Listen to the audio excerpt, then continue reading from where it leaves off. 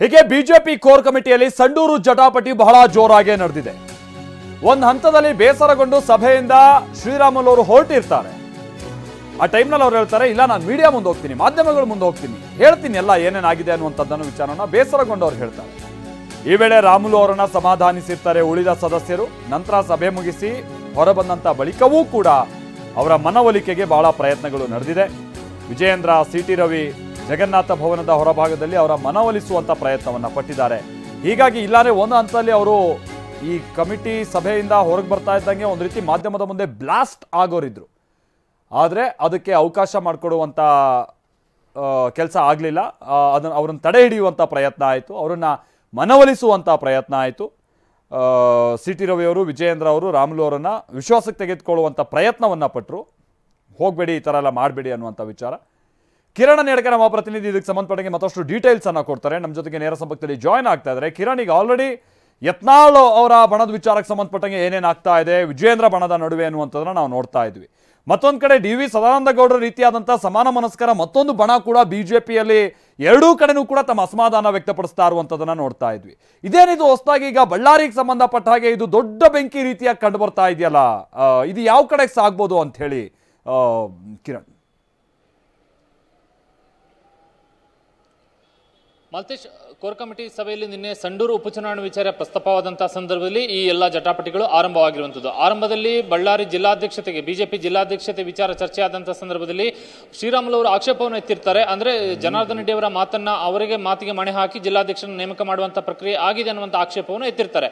ಈ ಸಂದರ್ಭಕ್ಕೆ ಬಿಜೆಪಿ ರಾಜ್ಯ ಉಸ್ತುವಾರಿ ರಾಧಾ ಮೋಹನ್ ದಾಸ್ ಅಗ್ರವಾಲ್ ಅವರು ಸಂಡೂರು ಉಪಚುನಾವಣೆ ವಿಚಾರವನ್ನ, ಅಂದ್ರೆ ಬಿಜೆಪಿ ಸೋಲಿನ ವಿಚಾರವನ್ನ, ಬಿಜೆಪಿ ಅಭ್ಯರ್ಥಿ ಸೋಲಿಗೆ ಶ್ರೀರಾಮುಲು ಅವರೇ ನೇರ ಕಾರಣ ಅನ್ನುವಂಥ ರೀತಿಯಲ್ಲಿ ಸಭೆಯಲ್ಲಿ ಆರೋಪವನ್ನು ಮಾಡ್ತಾರೆ. ಈ ವಿಚಾರದಲ್ಲಿ ಶುರುವಾದಂತಹ ಮಾತಿನ ಸಮರ ಅದು ಒಂದು ರೀತಿಯಲ್ಲಿ ಸಭೆಯಲ್ಲಿ ದೊಡ್ಡ ಮಟ್ಟದ ಜಟಾಪಟಿಗೆ ಕಾರಣವಾಗುತ್ತೆ. ಹಾಗಾಗಿ ರಾಮುಲು ಈ ರಾಧಾ ಮೋಹನ್ ದಾಸ್ ಅಗ್ರವಾಲ್ ಅವರ ಮಾತಿಗೆ ತೀವ್ರವಾದಂತಹ ಆಕ್ಷೇಪವನ್ನು ಎತ್ತಿ ತಮ್ಮ ವಿರುದ್ಧ ಮಾಡಿದಂತಹ ಆರೋಪಕ್ಕೆ ಅವರು ಪ್ರಶ್ನೆಯನ್ನ ಮಾಡ್ತಾರೆ. ಮತ್ತು ಯಾವ ಕಾರಣಕ್ಕಾಗಿ ನೀವು ಈ ಆರೋಪವನ್ನು ಮಾಡ್ತೀರಿ ಅನ್ನುವಂಥ ಒಂದು ಪ್ರಶ್ನೆಯನ್ನ ಮಾಡಿದಂಥ ಸಂದರ್ಭದಲ್ಲಿ ರಾಧಾ ಮೋಹನ್ ದಾಸ್ ಅಗ್ರವಾಲ್ ಹಾಗೂ ಶ್ರೀರಾಮುಲು ಅವರ ಮಧ್ಯೆ ಒಂದಷ್ಟು ಮಾತಿನ ವಿನಿಮಯಗಳಾಗುತ್ತೆ. ಈ ಸಂದರ್ಭಕ್ಕೆ ರಾಮುಲು ಅವರು ಸಿಟ್ಟಾಗಿ ಸಭೆಯಿಂದ ಹೊರಡುವಂತಹ ಒಂದು ತೀರ್ಮಾನವನ್ನು ಮಾಡಿ ಮುಂದಾಗ್ತಾರೆ. ಅಂದ್ರೆ ನಾನು ಈ ವಿಚಾರದಲ್ಲಿ ನನ್ನ ವಿರುದ್ಧ ಮಾಡಿರುವಂತಹ ಆರೋಪಕ್ಕೆ ನಾನು ಮಾಧ್ಯಮಗಳ ಮುಂದೆ ಹೋಗ್ತೀನಿ ಅನ್ನುವಂತಹ ಒಂದು ಮಾತನ್ನು ಹೇಳಿ ಅವರು ಹೊರಟಿರ್ತಾರೆ. ಹೀಗಾಗಿ ಆ ಸಂದರ್ಭಕ್ಕೆ ಅವ್ರನ್ನ ಆ ಸಮಯದಲ್ಲಿ ಸಮಾಧಾನ ಪಡಿಸಿ ನಂತರ ಕೋರ್ ಕಮಿಟಿ ಸಭೆಯನ್ನು ಮುಂದುವರಿಸ್ತಾರೆ.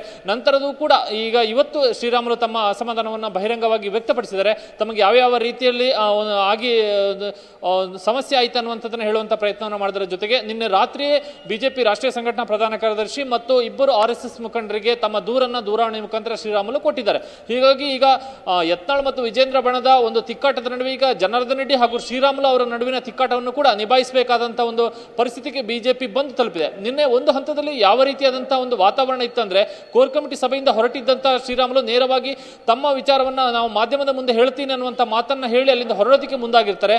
ಆ ಸಂದರ್ಭಕ್ಕೆ ಸಿಟಿ ರವಿ, ಆರ್ ಅಶೋಕ್ ಮುಂತಾದಂತಹ ಕೋರ್ ಕಮಿಟಿ ಸದಸ್ಯರು ಅಲ್ಲಿ ಅವರನ್ನ ಸಮಾಧಾನ ಪಡಿಸಿ ನಂತರ ಸಭೆಯಲ್ಲಿ ಮುಂದುವರಿಸ್ತಾರೆ. ಆ ನಂತರ ಕೋರ್ ಕಮಿಟಿ ಸಭೆ ಮುಗಿಸಿ ಹೊರಬಂದ ನಂತರವೂ ಕೂಡ ಕೋರ್ ಕಮಿಟಿ ಸದಸ್ಯರಿಗೆ ಒಂದು ಅನುಮಾನ ಇರುತ್ತೆ. ಏನಂದ್ರೆ ಮಾಲ್ತೇಶ್, ಶ್ರೀರಾಮುಲು ಎಲ್ಲಿ ಹೋಗಿ ಮತ್ತೆ ಮಾಧ್ಯಮದ ಮುಂದೆ ಹೇಳ್ತಾರ ಅನ್ನುವಂಥ ಅನುಮಾನ ಇರುತ್ತೆ. ಹೀಗಾಗಿ ನೇರವಾಗಿ ಶ್ರೀರಾಮುಲು ಹೊರಗಡೆ ಬಂದಾಗ ಬಿಜೆಪಿ ರಾಜ್ಯಾಧ್ಯಕ್ಷ ವಿಜೇಂದ್ರ ಮತ್ತು ಸಿಟಿ ರವಿ ಇಬ್ರು ಕೂಡ ಶ್ರೀರಾಮುಲು ಅವರ ಜೊತೆಗೆ ಬರ್ತಾರೆ. ಒಂದು ಹಂತದಲ್ಲಿ ನಾನೀಗ ಇರುವಂತಹ ಸ್ಥಳಕ್ಕೆ ಇಲ್ಲೇ ನಿನ್ನೆ ಶ್ರೀರಾಮುಲು ಬಂದಿದ್ರು. ಈ ಲಿಫ್ಟ್ ಮುಖಾಂತರ ಬಂದಂತ ಶ್ರೀರಾಮುಲು ನೇರವಾಗಿ ಇಲ್ಲಿ ಪೋಡಿಯಂ ಏನಿದೆ ಮಾಲ್ತೇಶ್, ಈ ಪೋಡಿಯಂನ ಬಳಿ ಅಕ್ಷರಶಃ ಬಂದು ಶ್ರೀರಾಮುಲು ಮಾತನಾಡಬೇಕು ಅನ್ನುವಂತಹ ಒಂದು ದೃಷ್ಟಿಯಿಂದ ನಿಂತಿರ್ತಾರೆ. ಆದ್ರೆ ನಿಂತಹ ಸಂದರ್ಭದಲ್ಲಿ ಅಲ್ಲಿಗೆ ಬಂದಂತಹ ವಿಜೇಂದ್ರ ಮತ್ತು ಸಿಟಿ ರವಿ ಅವರನ್ನ ಅಲ್ಲಿಂದ ಕರೆದುಕೊಂಡು ಹೋಗಿ ನೇರವಾಗಿ ಪಕ್ಕಕ್ಕೆ ಕರೆದುಕೊಂಡು ಹೋಗ್ತಾರೆ. ಇಲ್ಲಿ ಟೆಂಪೋ ಏನು ಕಾಣಿಸ್ತಾ ಇದೆ ನಮಗೆ, ಆ ಟೆಂಪೋದ ಪಕ್ಕದಲ್ಲಿ ನಿನ್ನೆ ಕೂಡ ಅಲ್ಲಿ ಟೆಂಪೋ ಇತ್ತು. ಆ ಟೆಂಪೋದ ಪಕ್ಕದಲ್ಲೇ ಇಬ್ರು ಕೂಡ ಸಿಟಿ ರವಿ ಮತ್ತು ವಿಜೇಂದ್ರ ಇಬ್ರು ರಾಮುಲು ಅವ್ರನ್ನ ಸಮಾಧಾನ ಪಡಿಸಿ ಯಾವುದೇ ರೀತಿಯಲ್ಲಿ ಮಾತನಾಡಬಾರದು ಅನ್ನುವಂಥ ಒಂದು ಮನವೊಲಿಕೆ ಮಾಡಿ ನಂತರ ಅವ್ರನ್ನ ಕಳಿಸ್ತಾರೆ. ನಂತರ ಈ ಬಿಜೆಪಿ ಕಚೇರಿಯಿಂದ ಹೊರಭಾಗದಲ್ಲಿ ರಸ್ತೆಯಲ್ಲಿ ನಿಂತುಕೊಂಡು ಅವ್ರನ್ನ ಸಮಾಧಾನ ಪಡಿಸುವಂತ ಕೆಲಸವೂ ಕೂಡ ಆಗುತ್ತೆ. ಆರ್ ಅಶೋಕ್, ಬೊಮ್ಮಾಯಿ, ನಿರ್ಮಲ್ ಕುಮಾರ್ ಸುರಾನ, ಡಾಕ್ಟರ್ ಅಶ್ವಥ್ ನಾರಾಯಣ್ ಇವರೆಲ್ಲರೂ ಕೂಡ ರಸ್ತೆಯಲ್ಲಿ ನಿಂತುಕೊಂಡು ಅಕ್ಷರಶಃ ಶ್ರೀರಾಮುಲು ಅವ್ರನ್ನ ಸಮಾಧಾನ ಪಡಿಸುವಂತ ಒಂದು ಕೆಲಸವನ್ನು ಕೂಡ ಮಾಡ್ತಾರೆ. ಹೀಗಾಗಿ ಅಷ್ಟರ ಮಟ್ಟಿಗೆ ಶ್ರೀರಾಮುಲು ಇನ್ನೇ ಅಸಮಾಧಾನಗೊಂಡಿದ್ರು ಅನ್ನುವಂಥದ್ದಕ್ಕೆ ಈ ಸಮಾಧಾನ ಪಡಿಸುವಂತಹ ಪ್ರಯತ್ನಗಳೇ ಸಾಕ್ಷಿಯಾಗಿದೆ. ಹೀಗಾಗಿ ಇಲ್ಲಿ ಶ್ರೀರಾಮುಲು ಏನಾದರೂ ಈ ವಿಚಾರದಲ್ಲಿ ಮತ್ತಷ್ಟು ಮುಂದುವರಿದ್ರೆ, ಯಾಕೆಂದ್ರೆ ರೆಡ್ಡಿ ಮತ್ತು ರಾಮುಲು ನಡುವಿನ ಗೆಳೆತನ ಮತ್ತು ಹಗೆತನ ಎರಡನ್ನೂ ಕೂಡ ಇಲ್ಲಿ ಬಿಜೆಪಿ ನಿಭಾಯಿಸಬೇಕಾಗಿದೆ. ಯಾಕೆಂದ್ರೆ ಈ ಹಗೆತನ ಮುಂದುವರಿದ್ರೆ ಖಂಡಿತವಾಗಿ ಕೂಡ ಇದು ದೊಡ್ಡ ಮಟ್ಟದಲ್ಲಿ ಬಿಜೆಪಿಗೆ ಪರಿಣಾಮವನ್ನು ಬೀರುವಂತ ಎಲ್ಲಾ ಸಾಧ್ಯತೆಗಳು ಕೂಡ ಇದೆ. ಯಾಕೆಂದ್ರೆ ಶ್ರೀರಾಮುಲು ಎಸ್ಟಿ ನಾಯಕ ಬಿಜೆಪಿಗೆ ಅನ್ನುವಂಥದ್ದಲ್ಲಿ ಎರಡು ಮಾತಿಲ್ಲ. ಮತ್ತು ಶ್ರೀರಾಮುಲು ಅವರಿಗೆ ಬಿಜೆಪಿ ಹಿಂದೆ ಡಿಸಿಎಂ ಅನ್ನ ಮಾಡ್ತೀವಿ ಅನ್ನುವಂಥ ಭರವಸೆಯನ್ನು ಕೊಟ್ಟು 2018ರ ವಿಧಾನಸಭಾ ಚುನಾವಣೆಯಲ್ಲಿ ಅವರನ್ನ ತಕ್ಕಂತೆ ನಂತರ ನಡೆಸಿಕೊಳ್ಳಿಲ್ಲ ಅನ್ನುವಂಥ ದೊಡ್ಡ ಮಟ್ಟದ ಆಕ್ರೋಶ ಆಕ್ಷೇಪ ಎಸ್ಟಿ ಮಟ್ಟದಲ್ಲಿ ಇದೆ. ಹೀಗಾಗಿ ಶ್ರೀರಾಮುಲು ಅವರಿಗೆ ಮತ್ತೆ ಈಗ ಬಿಜೆಪಿಯಲ್ಲಿ ಈ ರೀತಿಯಾದಂತಹ ಒಂದು ಅವಮಾನ ಆಗಿದೆ ಅನ್ನುವಂಥದ್ದೇನಾದ್ರೂ ಒಂದು ಸಂದೇಶ ಹೋದ್ರೆ ಖಂಡಿತವಾಗಿ ಕೂಡ ಅದು ಬಿಜೆಪಿಗೆ ದೊಡ್ಡ ಮಟ್ಟದಲ್ಲಿ ಹಿನ್ನಡೆ ಉಂಟಾಗುತ್ತೆ. ಹಾಗಾಗಿ ಆ ಡ್ಯಾಮೇಜ್ ಅನ್ನು ಕಂಟ್ರೋಲ್ ಮಾಡುವಂತ ಅನಿವಾರ್ಯತೆ ಕೂಡ ಬಿಜೆಪಿಗಿದೆ. ಮತ್ತೊಂದು ಕಡೆಯಲ್ಲಿ ಮತ್ತೆ ವಾಪಸ್ ಬಂದಿರುವಂತಹ ಜನಾರ್ದನ್ ರೆಡ್ಡಿ ಅವರನ್ನು ಕೂಡ ಅಷ್ಟೇ ಪ್ರಮಾಣದಲ್ಲಿ ನೋಡ್ಕೊಳ್ಬೇಕಾದಂತ ಅನಿವಾರ್ಯತೆ ಕೂಡ ಬಿಜೆಪಿಗಿದೆ. ಯಾಕೆಂದ್ರೆ ಜನಾರ್ದನ್ ರೆಡ್ಡಿ ಅವರ ಶಕ್ತಿಯನ್ನು ನಂಬಿಕೊಂಡು ಬಿಜೆಪಿ ಕಲ್ಯಾಣ ಕರ್ನಾಟಕ ಭಾಗದಲ್ಲಿ ಮತ್ತೆ ಪುಟಿದೇಳುವಂತ ಒಂದು ನಿರೀಕ್ಷೆಯನ್ನು ಇಟ್ಟುಕೊಂಡಿದೆ. ಹಾಗಾಗಿ ಅಲ್ಲಿ ಶ್ರೀರಾಮುಲು ಅವರನ್ನು ಕೂಡ ಬಿಟ್ಟುಕೊಡುವಂತಿಲ್ಲ. ಯಾಕಂದ್ರೆ ಎಸ್ಟಿ ಸಮುದಾಯವನ್ನು ಜೊತೆಯಲ್ಲಿ ಇಟ್ಕೊಳ್ಬೇಕು.